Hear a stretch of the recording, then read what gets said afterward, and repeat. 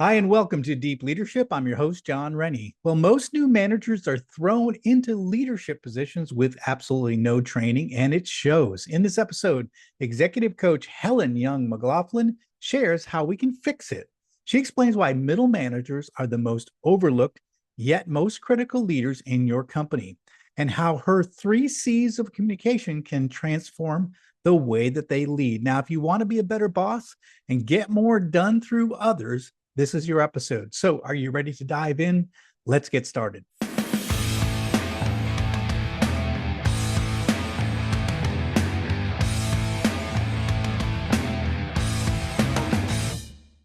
Today, we're joined by Helen Young-McLaughlin. Helen is the CEO of Helen Young Coaching and Consulting and founder of the Leverage Academy, a 6-month management development program designed specifically for middle and emerging managers. She coaches managers and leaders on how important empathy, listening, and effective communication is to the health of any organization. Helen is an ICF-certified coach who brings more than 25 years of experience and a unique blend of coaching, counseling, and consulting skills to help middle managers become their company's most valuable assets. Her coaching process has helped companies reduce turnover, transform morale, improve relationships, and elevate both hard and soft skills. And I'm excited to have her on the show to learn from her expertise. So, Helen, welcome to the show.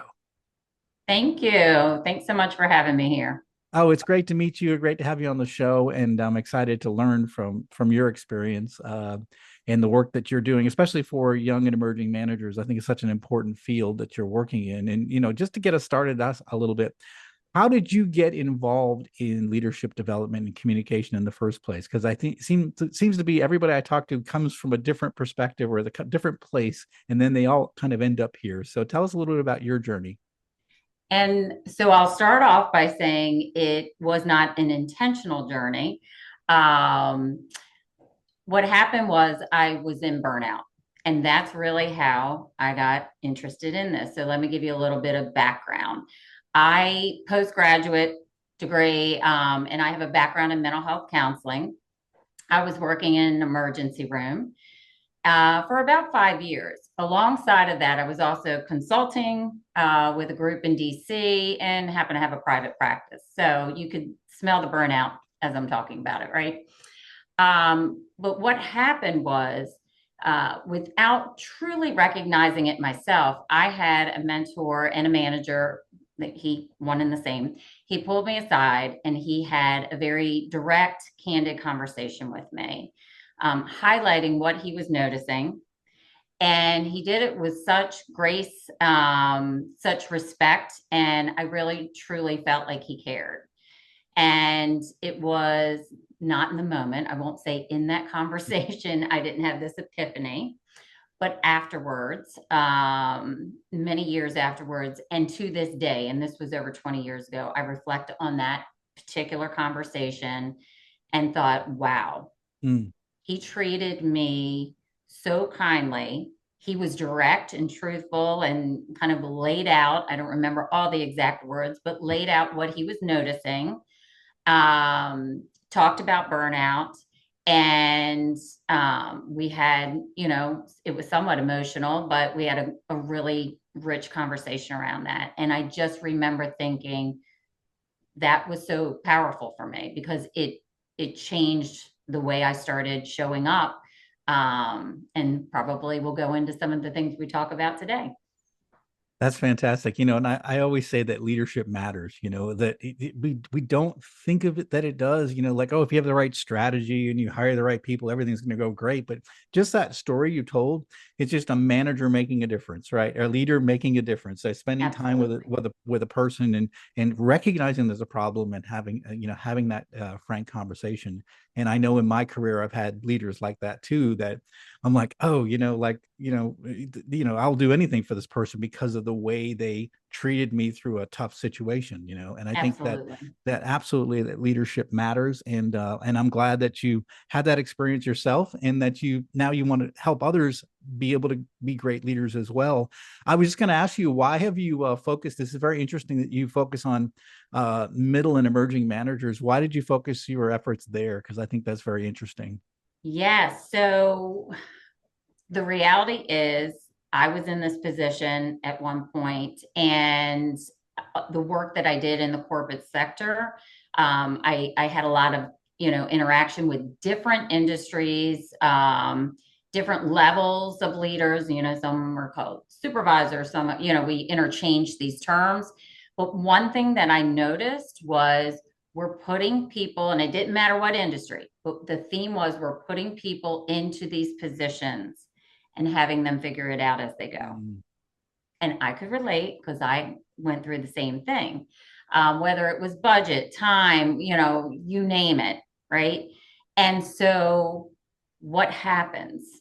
What happens when people figure it out as you go? Well, some people do a great job, and then some are just left feeling disengaged because they don't have the tools, they don't have the resources, they don't know the questions to ask. And so I knew that when I started my own business, that was the group I wanted to focus in on, because to me, that is a company's most valuable asset. Yeah, I couldn't agree with you more. I know, when I got promoted in my corporate career into leadership, I was a former military officer. We trained on leadership, right? So Mm-hmm. I knew what leadership was. It wasn't the first time I'd led people before, but I saw the same thing with young managers getting the roles. They were great individual contributors. They would get the job as leader. Nobody would teach them anything about leadership, and they would struggle. The fact that you're focused in this particular area is so vital, so important, and I'm glad you're doing it because I think it's really important. And So by the tell way, they want it. They want they want oh the development, right? They want to learn and grow, and they're almost craving, even if it's just bite-sized tips. So let's invest, whoever's listening. Absolutely. No, it is true. I mean, if you really care about your employees, you're going to invest time and energy in them and help them develop and become great.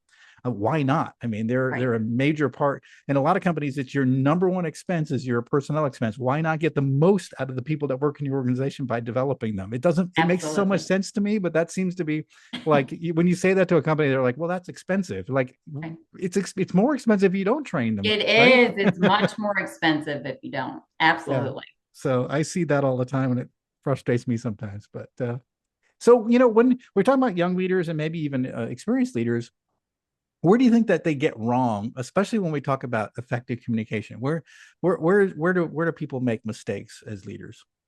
So I like to think about, at least from my perspective, what is effective Hmm. communication? And um, I kind of truncate it down into the three C's, I'll call it.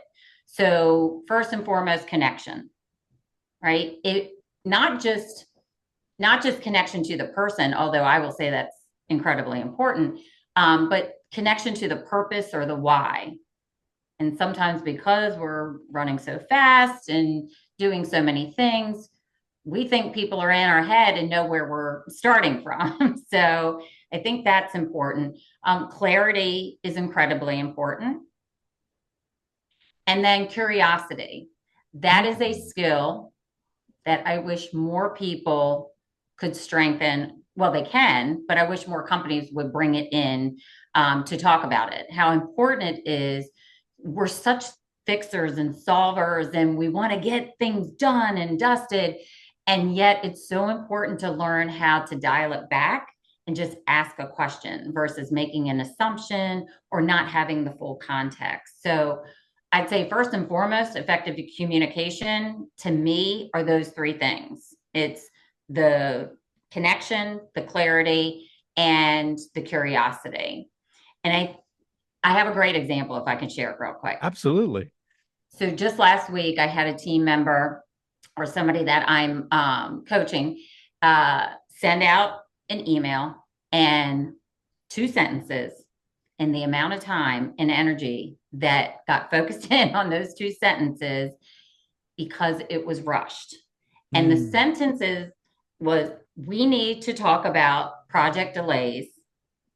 This can't keep happening. So the team of 10, you now have people that are frustrated and getting in defensive mode. You now have people that are questioning, oh my God, was it me? And they're in Hmm. high anxiety and we're already in kind of this high anxiety space in our world today. And then you have other people that are just ignoring it altogether. So there are back and forth messages, lots of time suck on this.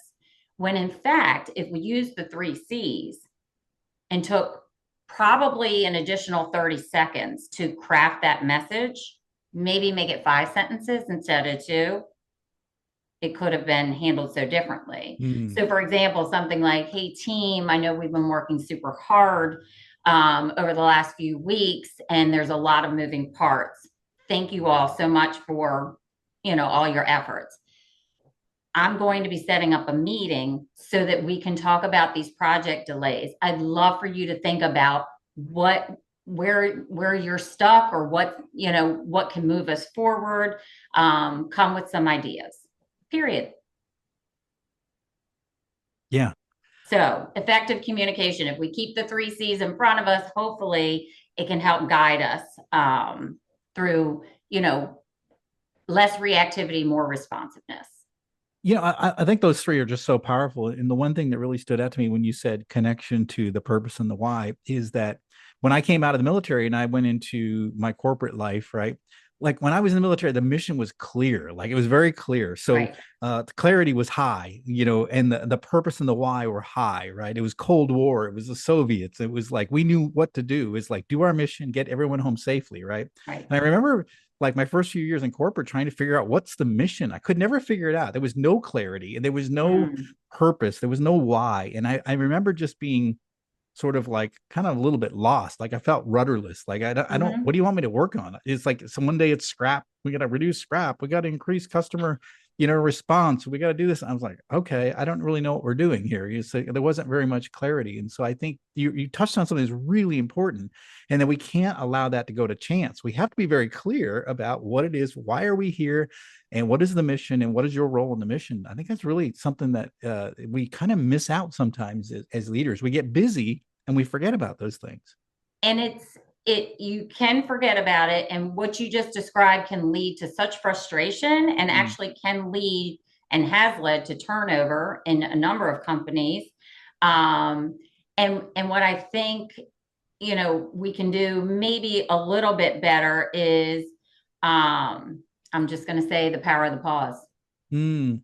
Yeah. It's so powerful. It seems too simple to be true, Yeah. right? But um, back to clarity. Clarity, what is it? To be clear is to be kind, or something like that. I think that's really important. And I think that each and every one of us can learn to exercise our communication skills on a daily basis, so that we can check ourselves and say, at the end of the day, was I clear Mm. today? Can I give myself a 1 to 5? How did I do in terms of, my communication, my listening, things like that? So there's opportunities for us, but it goes back to busyness. We're Mm. so busy, Yeah. we got to get a lot of things done. And if we take something away today, I really want people to disrupt that mindset. Everybody's Yeah. busy. Yeah. Everybody is busy. Yeah. Some might argue I'm busier than the next, and that's okay. But disrupting those patterns that we get in our head, I think, can really help us to kind of take a look at what can I do a little bit differently. Mm. I love that. And I think that when we kind of remember the idea that leadership is about people, Yeah. then we have Right. to take that pause and Right. we have to remember there's people here, right? And that we can't just work on our to-do list or our email list to get to email zero or whatever we're trying to do. We have to remember there's people here, right? And Right. they're looking to us to lead. And so we've been placed in charge of others, which means we have to take that pause and spend the time with people. So I love that you've got these 3 points: connection, clarity, and curiosity. I think that's very powerful. And those are simple things to remember. And like you said, you can use them to check yourself. How are we doing? Right. How am I doing in those 3 areas? So I think that's really a great way to look at it. Um, so, what do you think that most managers are missing when they first get into that leadership role? And they might have been a great individual contributor. Now they've been asked to lead the team. What's missing? My first thought is the mindset. Mm. right? Because when you're an individual contributor, the dopamine comes when we're getting so much done. Like, yes, I rocked it. Yes, the busy badge can kind of come into it as well. It is so different when you shift from that, even if you're what some people call, well, I'm a working manager. Well, great. It's it's also about developing versus doing. So we have to learn, that management mindset, we have to now shift. And we have to say, okay, my role is, yes, I might still have all of these responsibilities, but it's about developing people. Mm. It's about understanding, what's bottlenecking people.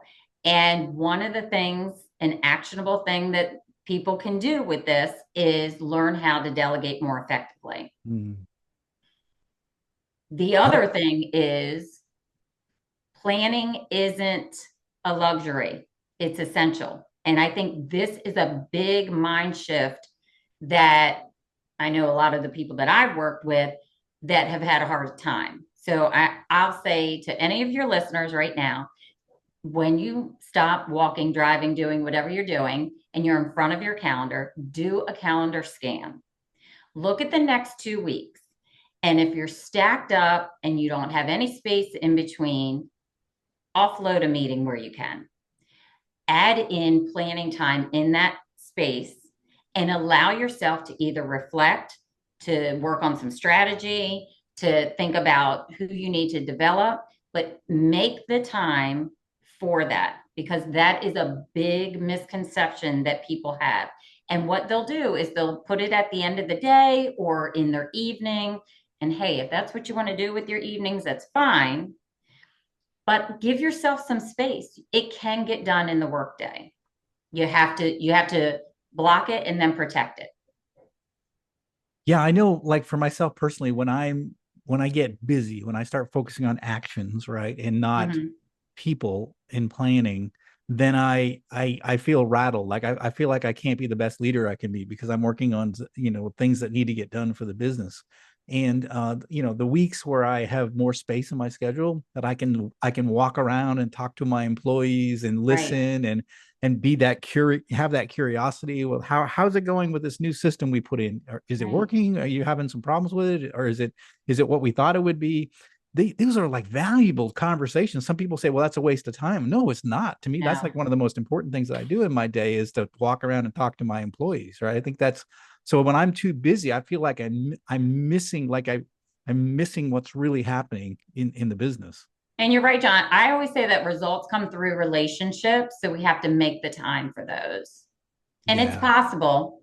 It's Yeah. just for some people, it's uncomfortable, right? Mm, yeah. It's they haven't done it before, but it's definitely possible. So if anybody wants to reach out to me after they listen to this, I'll walk you through it. Yeah, and you mentioned something too. It's like comfort zone. So if you're an individual contributor that gets that dopamine hit by getting things done, and you get accolades because you're the best at doing that one thing. Your comfort zone is doing things, right? And Yes. so when you become manager, it's the shift, and so you have to get outside your comfort zone and allow others to be doing things while you're leading that. And so you have to shift. I like how you say it's a mindset shift Yep. that you have to shift your mindset to now you're not a doer, you're the leader and it's different and you have a different And it's role hard to be in that, when we're in that zone where we're comfortable, um, all things feel pretty good. yeah. But the reality is, once we can allow ourselves to get out of that and into the learning zone, then we go into the growth zone. And it's that in between that can be really hard because maybe we don't feel confident enough, or maybe we don't feel, we might make mistakes. Hey. And so for some people, that's really a challenge. And they feel like if they're the manager, they should know, all the things. So we just want to get back again into the mind shift of, hey, going into this new role as a manager or a leader of a new team or what have you, there are things that I probably need to reflect on before just diving in. Hmm. Makes so much sense. I love it. So we talked about it in the introduction, the Leverage Academy. Tell us a little bit about what inspired you to start this, and what's the impact it's had that since you've been running it. Okay, I love my Leverage Academy cohorts. So what inspired me was what I talked about earlier, where, managers are there figuring it out as they go. Mm, And I didn't want to just put together any kind of program. I wanted to put together a program where stakeholders are fully, invested. And that could be a founder, that could be somebody in a corporation, that could be anybody in between that says, yes, I am supporting this. But most importantly, when we pull the cohorts together, it's, you know, it's smaller, so anywhere from 12 on down. And it's a collaborative space. So we're together for 6 months. It's people who are getting to know each other that maybe they've mm, known each other, they've been working together, but now at this point, we can talk about these different skills. We are inviting in the space to share what's working, what's not, and to get a little bit uncomfortable and talk about different ways to communicate that are based on their DISC style. And if people don't know much about the DISC, it's a great assessment that can really, it's a foundational tool that can really highlight a lot about your management style. The impact. So I'll give you an example. For one particular company, I help them save over $650,000 in turnover costs. They had no idea that a number of their key people were thinking about resigning. And that's because they were feeling like they were drowning. They were mm. feeling like they were so overwhelmed. They were not feeling successful in their role. But as they went through the program, they built the skills, they built the support. They learned to delegate, prioritize in a different way than they had. They started to feel more confident. The beautiful part that I get to see is that people actually feel better Mm. physically and mentally, right? When we have mental clarity, how beautiful is that? It's like when my car is clean, I'm like, oh, yes, okay, I have mental clarity with that.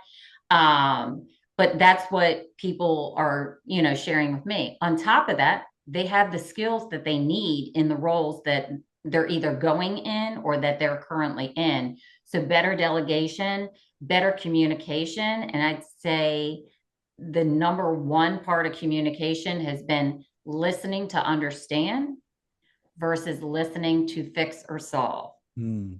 Easier said than done, but it's one of my favorite modules. And we kick it off with that, with a couple of exercises, and people realize real quick how they like to talk and jump right in. That is so true, and I know I just struggle sometimes. I have a engineering undergraduate, so I think I'm set up to solve problems, right? So, Right. and I've been doing it my whole life, and so it's hard to just you got to dial that back, and you have to sort of listen, and you're just like, oh, especially people like to hear their own voice. They like to talk. They like to share what they know about things, and so you have to dial that back, and you have to listen, like you said, to understand, right? I think that's And it's hard people to can do. practice that at home. You can practice We it, could all right? do better with that at home as well. Right. Yes, I know for sure.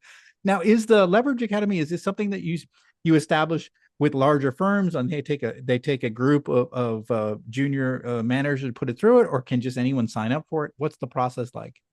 So far, I'm actually building something where I'm going to be bringing in people from different groups. Okay. So stay tuned. That's coming later this year. But right now, it doesn't have to be a larger firm. It just has Okay. to be a group who has people that are going to be managing other people. They're expecting growth in the future, and so they want to get their team members on board and have them feeling confident and comfortable before they get in that role. Or, like I said, it may be a larger group who says, okay, we want to do 3 cohorts, and these are the people that we're going to put in for the fall and then the spring. So there's a couple of different ways that people join. Is it done physically or can you do it virtually for those that might be in other Both. parts of the country? Yep, I've done both. Okay, excellent. Oh, Yeah. that's great. So we'll make sure we'll highlight that at the end with how to get in contact if that's something you're interested in, listeners. Because I know for my team, we're growing and we have some new leaders and what have you. So it's interesting to and I like the idea. Maybe I'll just ask you the question: why Sure. 6 months? Why 6 months? Well, here's the thing. The first couple of months we're just connecting. I mean, we're there's always an actionable item that they can apply directly to the role. But the way that I crafted this was we want to build the connection that takes a couple of months. So the first 2 months. And then months 3 and 4, we're really harnessing specific skills in there. Month 5 is like, let's see what you got on your own in implementation month. So they're sort of self-directing with some guidance from me. And then month 6 is, okay, show us what you got. And we bring Mm. in the people who are supporting it and investing in the managers so that they can build that roadmap for sustainability beyond. So that's why 6 months. I absolutely love it because I think a lot of times we send people to like a 1 week training or a 3 day training or or some sort of one seminar they go to, and then we like, okay, you've been trained, now get out there and do it. And I think to what we talked about earlier, which is that you have to start making that shift out of your comfort zone, and you have to get comfortable with a different way of doing things. And I think that takes time. And so 6 months makes sense to me. Like you've got to make that transition. You're through that whole 6 months, you were making a mindset Oh, transition. absolutely. And there's you know vulnerability in there, yeah, right? yeah. To be because we want to be seen by our peers in a certain light. But I will say I ran several groups last year and the connections were probably one of the biggest highlights. Mm. The connections that they made, people were making plans for them to continue those connections after the Leverage Academy. One group created the Beverage Academy afterwards to stay connected I like afterwards. that. So that part is really critical, and we Yeah. know that especially in a hybrid work environment, that those connections are really essential, and we want to foster those in lots of different ways. Yeah, I love that you said that because I think a lot of times, at least in my corporate career, like who you knew, that your network is really vital and it's really important. It helps you with influence. Part of our job as leaders is influence, and Sure. a lot of people that if you have connections throughout the organization, you can get things done through your influence, and Right. building those Exactly. relationships are key to it. And I know I was an introvert when I started my corporate career, and it's like over time, though, I learned that those connections are really important. I sort of became much more of an extrovert over time because I realized how important those relationships were to my success and my business success. So I love that Absolutely. you're creating those connections. While there are some big aha moments that your students have when they're going through this training, are there things that they really and anything in particular that really stands out when they go through the training that is that you've seen? Yeah, I think first of all, it's the listening to understand versus listening to solve. That is always a big aha. Mhm. That is one. The other one is learning more about their style through the DISC assessment Yeah. and really having more of an appreciation for the different styles. So, for example, if somebody is, sending you emails that says, okay, I need this detail, and here's, 17 other things that I need. Instead of getting frustrated and thinking, gosh, why do they have to ask me so much? They understand what they value Yeah. is analysis. What Right. they value is ensuring that they have accuracy. And on the flip side, when they have somebody that's, hey, I want to tell you a story for the first 20 minutes, they know that they value engagement, collaboration, and we start to learn how to flex our style in a way and using a common language that you hadn't done before. So I think that's a big highlight too. Yeah, and I think part of when I've gone through the disc training and development over the years that I did, I think for me it helped me realize that that leadership is, you have to customize it to the people that you're working with, and each person is different. And just like each of your children are different, each of your Right. employees is completely different, and they see the world in different, they have different experiences, they have different tendencies. They're morning people, they're evening people, and so you have to like tailor your leadership to the people that work for you and find out what works best with them. So, I always say that leadership is about influencing people towards an objective, right? And so Mhm. that influence piece is really important because it's different for every individual. Not one size fits all. And I think through the disc profile, you get to understand how people are unique Exactly. and how they're wired. Yeah. You are exactly right. And we want to understand what motivates people. So Mm, if I can, again, it's a mind shift, right? If I understand people not in that, oh, they're so annoying or that's so frustrating, and how somebody communicates, if I understand it more in a value sense that they mm, value X, Y, and Z, that might help me make a different, take a different approach. So if I know that somebody is a particular style and wants those facts and figures, when I write to them or talk to them, I probably will not. Well, I know that I would be more prepared now to have that information up mm. front instead of like dancing around or walking it through, verbally talking it through, because that's gonna to them that feels like a waste of time. Mhm. So we can get these little nuggets of wisdom through the DISC assessment where we can make some subtle changes that really have to me, a big impact. I love this assessment. Yeah, I do as well. And because even just if you go through it, then you start recognizing the behaviors of certain employees, like, oh, this person is like wants the detail, this person doesn't, this Exactly. person is social, you sort of get to understand them through, and then it kind of, if you think about the disc profile, you can almost imagine what their curve looks like, because Right. yeah, because you've been through the training and seen that. So I do think it's a useful methodology or system to be able to think through the way people are wired, I guess is the best way I can say it. So, yeah. Well, this has been fantastic. I think you've given us a lot of interesting things to talk about. And I love the idea of Leverage Academy. I love the fact that it's 6 months and this is a cohort. I love everything about that. But what final message would you like to leave with our listeners today? Okay. So this is where I can be real clear, right? Clarity. Absolutely. Clarity Be is clear as to important. kind. So I think the three C's that I talked Yeah. about. So just keeping in mind connection, clarity, and curiosity. The other thing I want people to really remember is that boundaries are not walls. It's really a path. And so learning how to set boundaries, like I mentioned about protecting your time and scheduling, planning time, so essential. And then finally, this is so important, do not underestimate the power of the pause. I love it. So important. We can practice it on a regular basis, and sometimes it might make us itch inside, but the more we practice it, the better we'll get at it. And I guarantee you, it will help you make better decisions. You'll feel less reactive, and you might even feel better. Yes, yes, I love that. I love that. The power of the pause. Don't forget about that, leaders. Is something so important. Sometimes we're just so busy, and we want to get things done. Sometimes it's good to take that pause. Uh, Even when the conversation, take the pause. Let an employee say something. That one Yeah, thing they might say during the pause might be the one thing that changes the direction of your business. And so, especially as I talk about with introverts, like I always try to make sure I listen to the introverts because they tend to be the ones thinking while other people are talking. And so I think that being able to pause and recognize and listen to those people, because sometimes they have really, really good ideas, amazing ideas. And so, 100%. yeah, so fantastic. Well, how can, so this has been great. I mean, how can people find out more about you, the Leverage Academy, and the work that you do?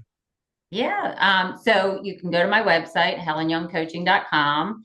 I'm on LinkedIn, so check it out, Helen Young-McLaughlin.